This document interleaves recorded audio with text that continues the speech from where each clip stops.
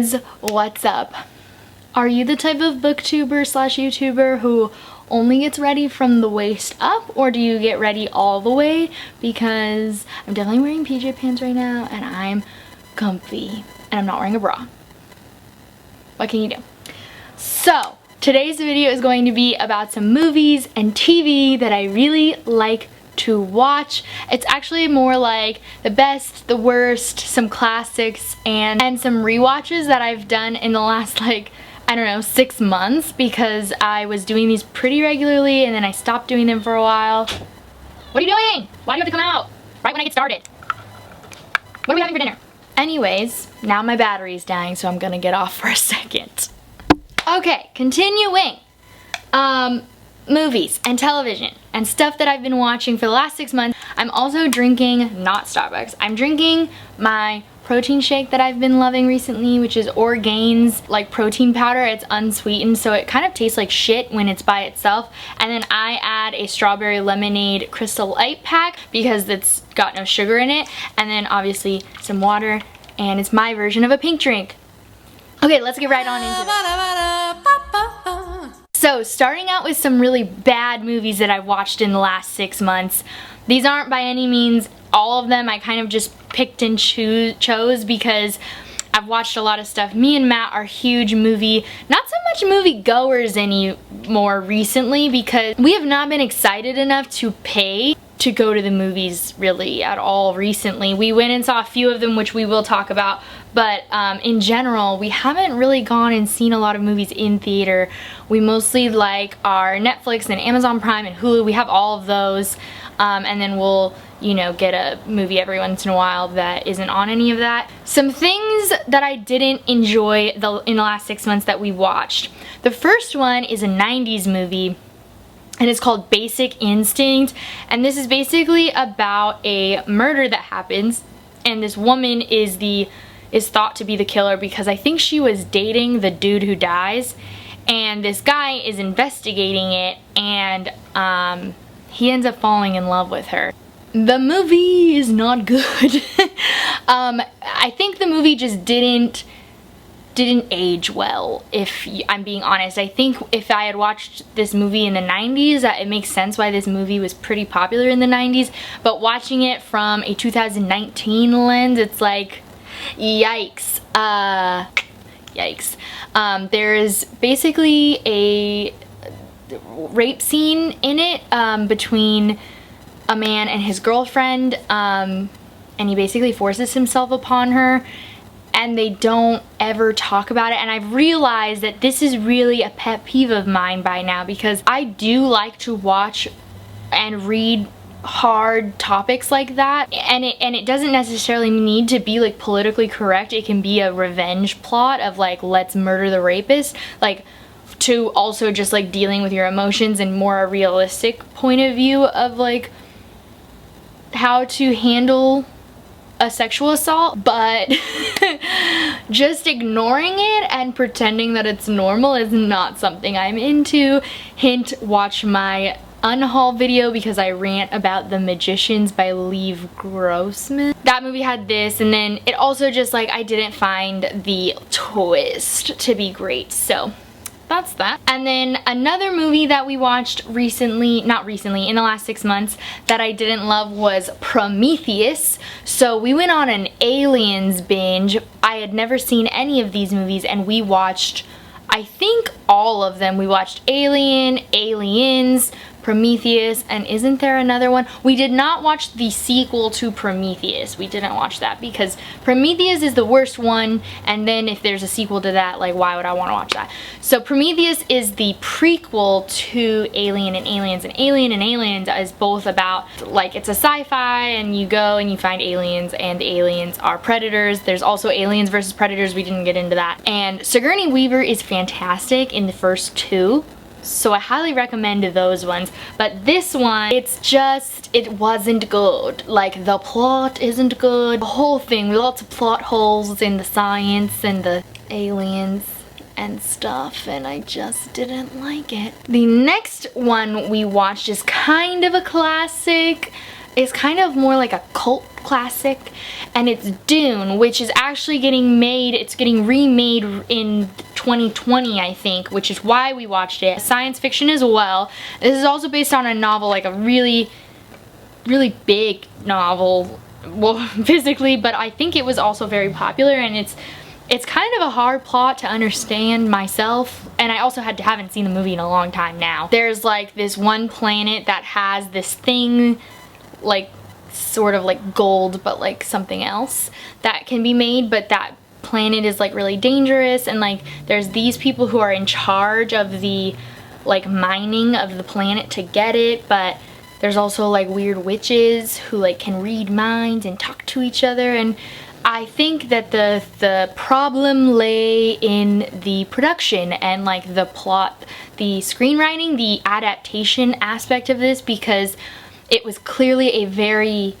intricately designed novel that then was made for screen, and they just didn't do a good job of transferring it over for a film version. For example, there's parts where there's the main character who's thinking to himself, but then there's also, in the same style, the witches who talk to each other in their minds, and the way there was no distinction between if he was talking to someone or if he was just thinking to himself, if they were talking to someone or if they were thinking to themselves. Like, there just wasn't a lot of, I don't understand.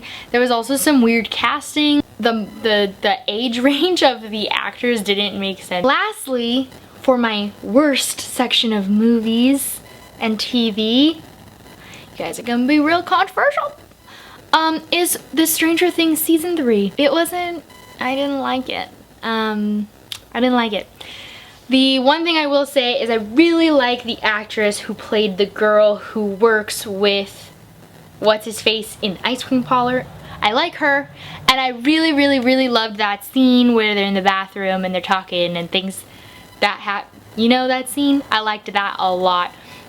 And that is like the epitome of the best part of the show, but there wasn't really a lot that I liked otherwise. I didn't like the way that the plot was written. I felt like we did this over and over again, this like version of the scene where it's like, I figured it out, and now I have to tell everyone the way that it's gonna happen, and now we're finally gonna go do it. And then of course everything goes wrong, and it's like very 80s, and it was too stereotypical 80s. Like, it didn't have anything special to it. It was also like weirdly campy this season. Like, the other two seasons felt more down to earth, more serious, and this season felt like a cheesy 80s movie but made in 2019, and it felt weird, and it wasn't for me. I know a lot of people have loved it, but it was not for this one. So with that said, we're gonna go into some classics that I watched,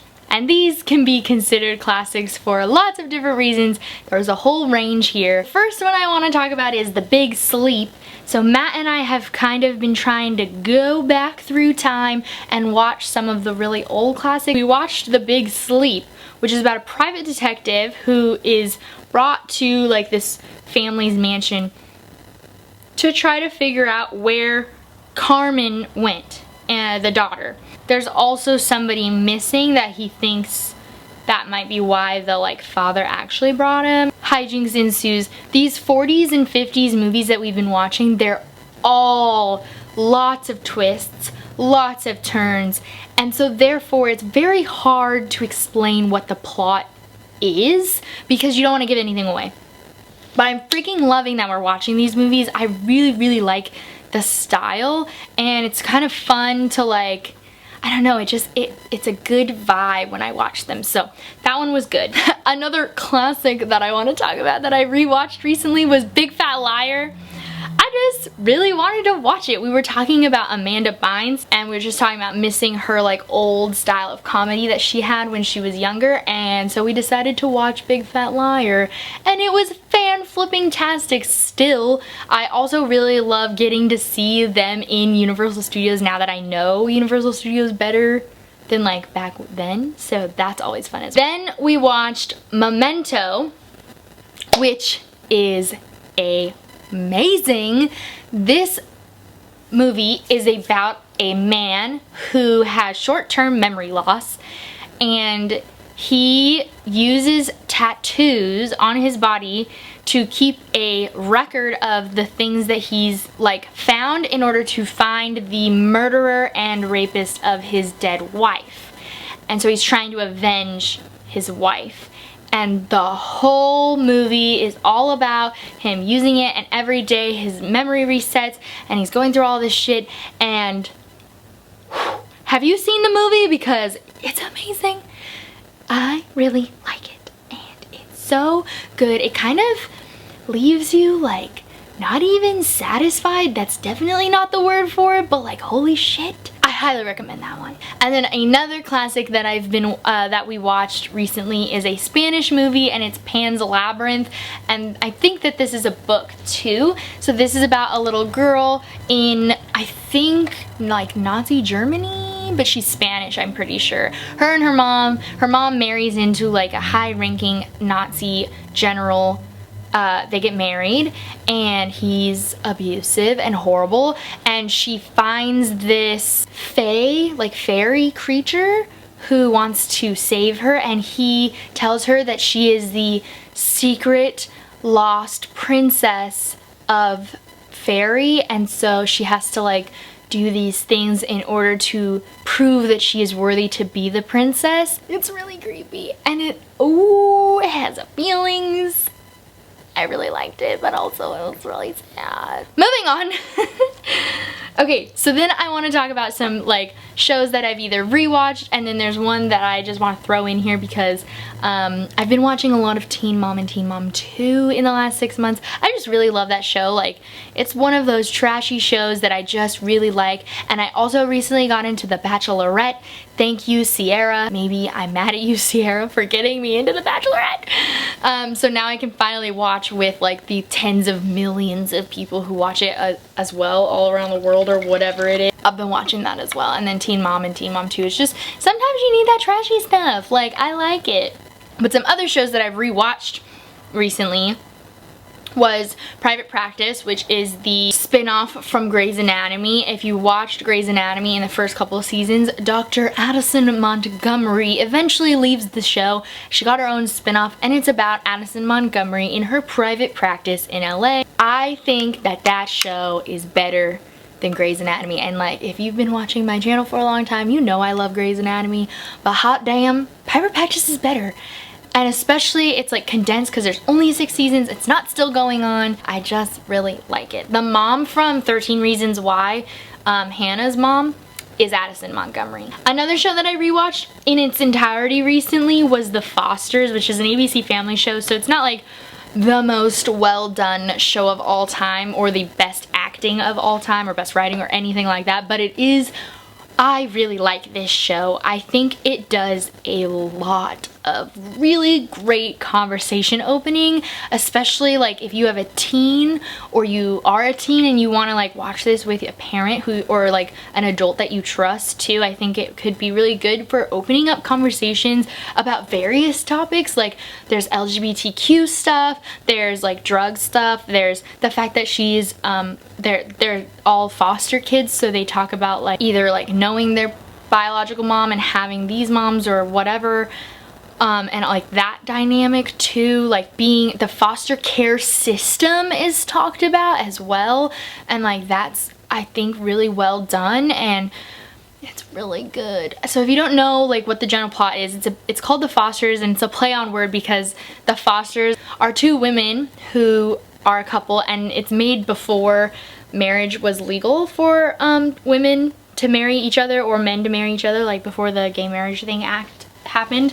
And so it's about these 2 women who have a horde of children, one of which is biological from a previous marriage, 2 who have already been adopted, and then the show starts with them deciding to foster these 2 brother and sister who need to help. And one of the, I'm gonna call them wives for the sake of it, one of the wives is a cop, and one of the wives is the vice principal at a private school. And so they take in these 2 troubled kids who come from a rough background, and the show goes on, and it's so good. I really love that show. Another show that I was rewatching for a while was Shameless.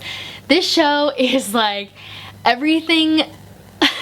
It kind of covers similar topics as The Fosters, except in the most fucked up way possible. Like, it's just so gross and inappropriate, and like the only way to describe it is fucked up, but I really like it. I don't know what it is about it, but I really like it. It's about this family of like hooligans who their dad is a drunk and not really doing anything worthy of anything, and their mom ran away, so she's not in the picture, and the oldest daughter is 21, I think, and she's basically taking care of them all, but she's a party girl too. And so it's kind of just like all these latchkey kids from the hood of Chicago figuring out how to survive and like surviving together, and like, I don't know, man, I really like this show, and it's not for everyone, that's for sure, but it is for me. And lastly, we come to my, I think seven best movies that I've watched so far. I'm so happy to have watched these. So the first one that I want to talk about is Spider-Verse, which was the animated version of Spider-Man that came out. Oh my god, it was so good! I did not know that I was gonna like this movie as much as I did, but it was really, really good. It was so good. And like, it's been out long enough where a lot of people know that it's really, really good, but if you don't think that it's really good, like, and you're like, I don't really want to watch it, it's probably just the hype. No, go watch it, try it out. It was really fantastic. I like can't even really, with just like a lot of these movies, can't really exactly describe what makes it so good, but like the animation is amazing. So if you're like into that technical side of it, ooh, it's so cool looking, and like the art is fantastic. And then on the other side, like the story is cool, like just like the action-y bits is cool, but also like the inner dynamics between some of the characters is cool. We have our main character Milo, whose dad is I think NYPD, and they are a black family, and so some conversations about like being a black cop comes up in the show, in the movie, not a show. And like, I don't know, some of those like little nuances throughout it were also phenomenal, and I really liked it. I honestly want to rewatch it. Like, let's go watch it right now. The next movie I want to talk about is The Bad Times at the El Royale, which is kind of a comedic horror movie, horror thriller, something, I don't know. It's about this hotel. Like, I think it's supposed to be on one of the state lines, like Nevada and California or something, and it's like kind of famous, but like hijinks ensues when all of these different people come for the night, and they're all, you know, kind of running from something or running towards something, and things go down, and then they find out these like secrets of the hotel. And it's set in the 70s, so the like artistic style and the costuming and all that was really cool, and then obviously the plot was really great, and I really liked it. It was great. So then the next two that I need to talk about together are Mommy Dead, Mommy Dearest, which is a documentary about the girl who was also the star of the fictional version of her story, which is The Act.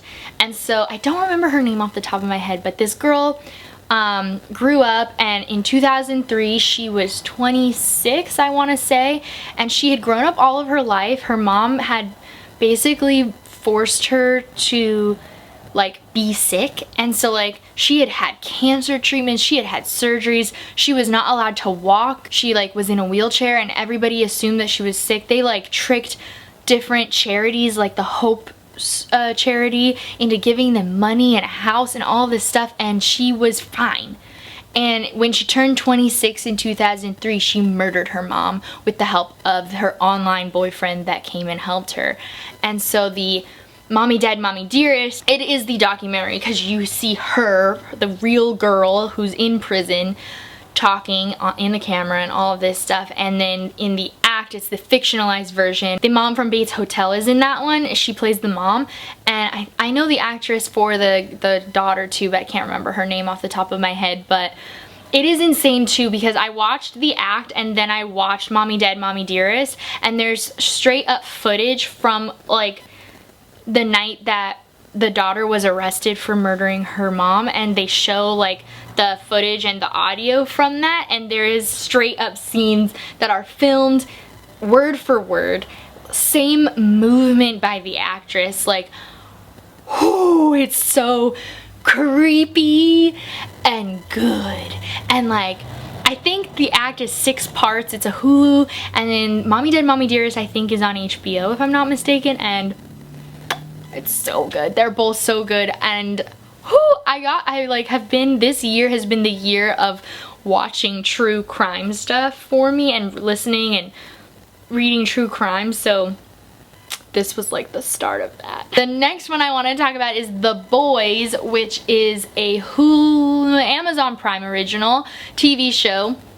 It's based on a graphic novel, and I've actually talked about the graphic novel before. The graphic novel was not my taste. I read it, I tried to read it after watching the show because I really, really loved the show, and the graphic novel did everything wrong. Like, or, well, I should say, the TV show took this gross book that's like ew, and then took all of the ew parts out and made it really good. So the whole plot of this story is superheroes are real, superheroes are not hidden. It's like big business, so it has this aspect of like you're trying to cover up stuff, and I really liked it. So the heroes, the superheroes, end up being the villains in the show, and that's not really a spoiler, because that's kind of the whole overarching plot, and like you learn why throughout it. It was so good. The graphic novel I do not recommend. It's also like hyper masculine, the book is, and it's like ugh. But the show is also like nitty gritty. Like in the first 5 minutes of the show, you're watching this cute guy and girlfriend and his girlfriend walk down the street, and they're all lovey-dovey, and they're not superheroes, they're just talking, and they go to kiss, and then one of the superheroes runs through her, and all you see are him holding her bloody hands. So like, it's gross. It's definitely like rated R. It's not for the faint of heart, but it's really good. And then the last 2 shows that I want to talk about, again, I kind of need to talk about together. The first one is a TV show called Mindhunter. We watched season 2 this year, and this show is set in the 70s, and it's about what started the research on serial killers and psychopathy and sociopathy and all of that stuff. And so the whole show is about the beginnings of the FBI behavioral science unit and their research on various serial killers. So in this one, in both seasons, they talk to various serial killers throughout. They talk to Charles Manson in this one, and obviously other things are going on. I think that the first season is a better show. I think season 2 had a lull in it, but it's still really good. The ambiance and the talking to these famous serial killers and the way that the writers and directors and casting and all of that make these true people come to life, these true, not historical figures like it's a good thing, but these historical murderers come to life is like really insanely amazing in that they're so realistic. And then the other movie that I want to talk about is Once Upon a Time in Hollywood, which is a movie set in the 70s. It's set in 1968 and 1969 technically, and there's 2 characters who are not real people, is an actor and a stuntman who are best friends and blah blah blah. And it's kind of about the actor, you know, like he got his big break and then he's not doing so well after his big break, like he's not really getting a lot more roles and stuff. Sharon Tate, which is the famous actress that Charles Manson's family murdered, is in it. And so you kind of watch this whole movie going, if you know it, like I knew we're set in 1969, that's Sharon Tate, that's Roman Polanski, I know where this is going, and so I sat there through the whole movie going like, what the fuck are they gonna do with this? It's also what's his face, that famous guy, he directed it. Can't remember his name. It made me nervous because like that director like tends to do really gory stuff, so I was like, yeah, that murder was really gory, but are you really gonna like just show it like that? Like, what are you gonna do? Because that's such a gruesome, horrifying time to look back on. And the way that it was done was for the like almost most like 99% so well done. I would have liked to see something like at the end of the movie, like during the credits, I would have liked to see some sort of like in memory of or like in respect to the victims of Charles Manson's family. I would have liked to have had that, some sort of like moment for those who died because of this horrifying real life thing. But the way that the fictionalized version happened, I think was really, really well done. I want to say this, it's called Once Upon a Time in Hollywood. And I really like the name of it. I liked that a lot. I thought that what's his face, that I can't remember his name, did really, really well with navigating that fine line of how do you take this really horrifying moment in history and still make a gruesome, your style movie without fucking it up, being on the wrong side of that fine line. I think that he did a good job. I liked it a lot. So those are the TV and movies that I've been watching recently. I say that I would probably have watched all of these since May of 2019. That's everything that I have for this video. I hope you guys enjoyed. Please give it a thumbs up if you did.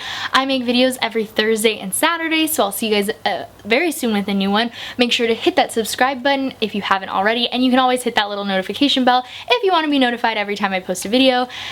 And I'll see you guys next time. Bye!